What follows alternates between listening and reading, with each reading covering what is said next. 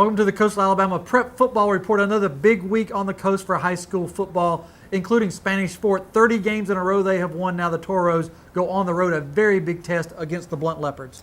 Right, big game in 8 Mile. Spanish Fort, obviously the news last week was who was going to replace Tyler Johnson at quarterback. They did what we expected them to do. Javon Brown moves over, scores 4 touchdowns against Baldwin County. Easy win for Spanish Fort, impressive win considering everything.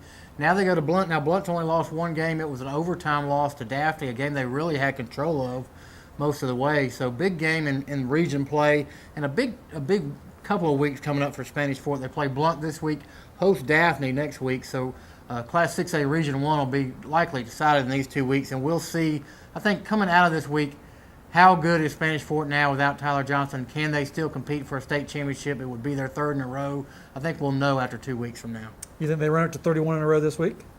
It's going to be a tough test. I'm going to go with Spanish Fort. It's just hard to pick against them, even without Tyler Johnson, until they lose. I just got a lot of confidence in that coaching staff. They play very well defensively. You can't make any mistakes against them, and they're not going to probably let you score more than 20. So I like Spanish Fort. I think it'll be a very close game, though. Another huge game involving one team from Baldwin and another from Mobile is Foley taking on Murphy. Right, big game in 7A. Every week it seems like we got a big game in 7A Region 1. This is the big one this week.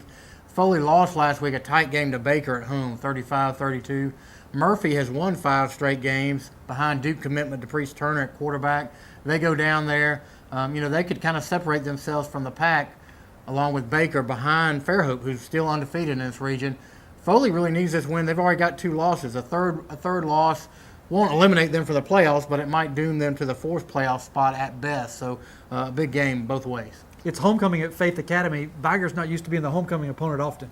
No, that's an unusual situation. They go to Faith, and this is really a big game. You wouldn't think about it just looking at it on the schedule, but both teams 2-1 in Class 5A Region 1. Viger coming off a tough 14-7 loss to Jackson.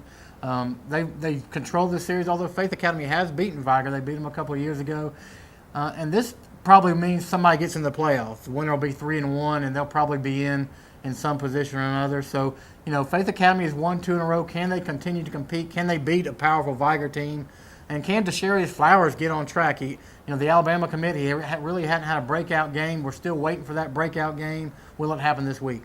Looks like another great week. The headliner probably at Blount, where Spanish Fort puts their winning streak on the line.